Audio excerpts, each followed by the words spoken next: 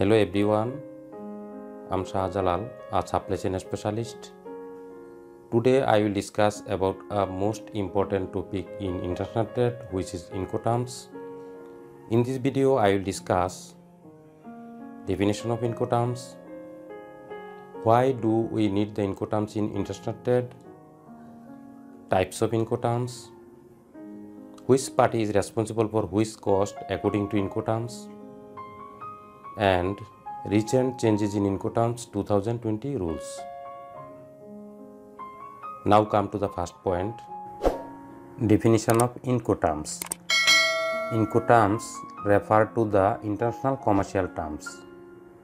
The Incoterms are a common set of rules and guidelines in international trade issued by the International Chamber of Commerce (ICC). It's the three-letter trade terms. The said trade terms help importers and exporters to avoid costly misunderstandings by clarifying the task, costs, and risk involved in the delivery of goods from exporters to importers. Now, a question may raise in your mind that why do we need the Incoterms? Yes, it's very important to determine obligation, risk, and costs. By the word obligation, we understand that who does what as between exporter and importer. For example, who recognizes, carries or insurance of the goods, or who obtains the shipping documents and others, etc. Second one is risk. The word risk describes where and when the exporter delivers the goods. In other words, where and when the risk transfer from the exporter to importer. Then the word cost. It describes which party is responsible for which costs like packaging, loading charge, export duty and taxes, freight, origin terminal charges, destination terminal charges, input duty and taxes, etc. It will depend on which particular Incoterm is used. Now another point to discuss, that is types of Incoterms. According to Incoterms 2010 rules, 11 types of Incoterms under two categories were introduced by the International Chamber of Commerce (ICC). Category 1, Sea and Inland Waterway. Under this category, 4 types of three letters Incoterms FAS, FOB, CFR and CIF are being exercised in the international trade. These 4 Incoterms are also known as maritime Incoterms. These Incoterms are intended for use where the exporter places the goods on board or in alongside a vessel at a sea or river port. It is at this point that the exporter delivers the goods to the importer. When these rules are used, the risk of loss or damage to those goods is on the importer's shoulders from that port. Category 2, any modes of transport.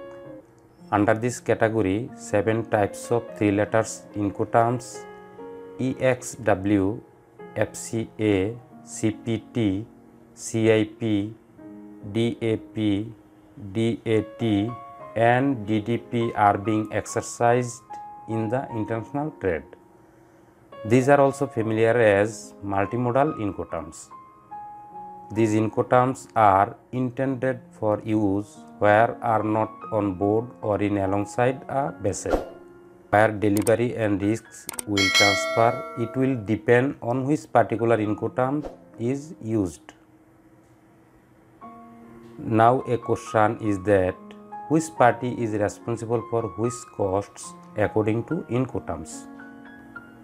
Please take a look into the diagram to know which party is responsible for which costs. The diagram has been designed chronological order of the costs which may be incurred in international trade. It is starting from the warehouse of exporter in the exporting country and ending at the point of making duty and taxes payment in importer country. Now come to the diagram. In the diagram, we are seeing 11 types of Incoterms under 2 categories. First 7 are any modes of transport, that means multimodal, and last 4 are sea and inland waterway, which are familiar as maritime Incoterms. I am discussing all one by one. Number 1, EXW means Ex Works. It's a multimodal Incoterms.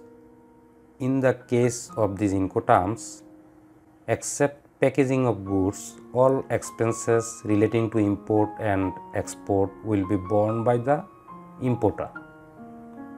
Expenses for insurance will be borne as per negotiation between importer and exporter. Number 2, FCA means free carrier. It's a type of multimodal Incoterms also. Packaging, loading charge, delivery to port or place, export duty and taxes will be borne by the exporter. Other expenses like origin terminal charge, loading on carrier, carrier charges, destination terminal charge, delivery to destination and import duty and taxes will be borne by the importer. Expenses for insurance will be borne as per negotiation between importer and exporter. Number 3, DAT refers to delivered at terminal. It's a multimodal Incoterms as well. All expenses except expense for delivery to destination and import duty and taxes will be borne by the exporter. Expenses for insurance will be borne as per negotiation between importer and exporter. Number 4, DAP refers to delivered at place. It's also a multimodal Incoterms. All expenses except input duty and taxes will be borne by the exporter. Expenses for insurance will be negotiable. Number 5, DDP refers to delivered duty paid. It's another multimodal Incoterms.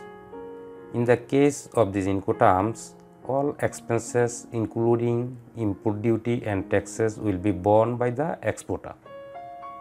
Expenses for insurance will be negotiable. Number 6, CIP refers to carriage and insurance paid to. It's a multimodal Incoterms also. All expenses excluding expense for delivery to destination and import duty and taxes including insurance will be borne by the exporter. Number 7, CPT means carriage paid to. It's a multimodal Incoterms as well. It's totally same as DAT, delivered at terminal, so I don't need to discuss again about it. Number 8, CIF refers to cost, insurance and freight. It's a maritime Incoterms.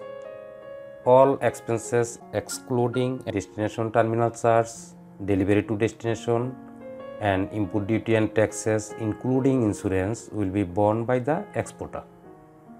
Number 9, FAS refers to free alongside ship. It's a maritime Incoterms also. In the case of these Incoterms, packaging, loading charge, delivery to port or place, export duty and taxes, origin terminal charge will be borne by the exporter. On the other hand, loading charge on carrier, carrier charge, destination terminal charge, delivery to destination, and import duty and taxes will be borne by the importer. Expenses for insurance will be negotiable between importer and exporter. Number 10, FOB means free on board. It's a maritime Incoterms as well. In these Incoterms, packaging, loading charge, delivery to port or place, export duty and taxes, origin terminal charge, loading charge on carrier will be borne by the exporter. On the other hand, carrier charge, destination terminal charge, delivery to destination, and import duty and taxes will be borne by the importer. Expenses for insurance will be negotiable between importer and exporter.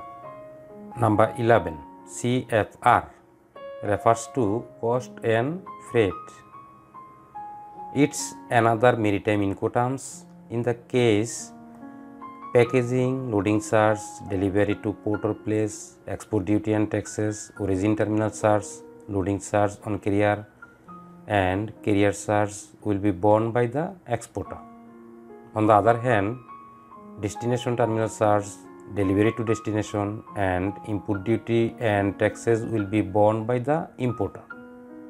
Expenses for insurance will be negotiable between importer and exporter. Lastly, I will discuss recent changes in Incoterms 2020 rules.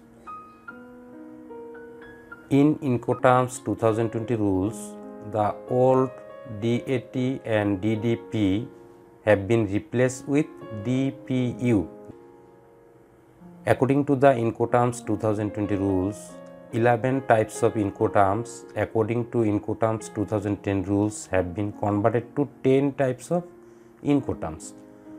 Because the old DAT and DDP have been replaced by one, namely DPU, we should know that ICC published the first Incoterms rules in the year 1936. They have been maintaining and developing them ever since. ICC last updated the Incoterms rules in the year 2020, came into effect on 1st January 2020. Before the year 2020, ICC updated the Incoterms in the year 2010, while Incoterms 2020 is the most current version of the trade terms. Please note that all contracts are made under Incoterms 2020 rules and under any other previous editions like Incoterms 2010 rules, Incoterms 2000 rules, etc. will be remain valid, and the parties to a contract for the export of goods can agree to choose any version of the Incoterms rules. However, I recommend using the most current version of the rules, Incoterms 2020. Nevertheless, it is important to clearly specify the chosen version. Thank you, no more today.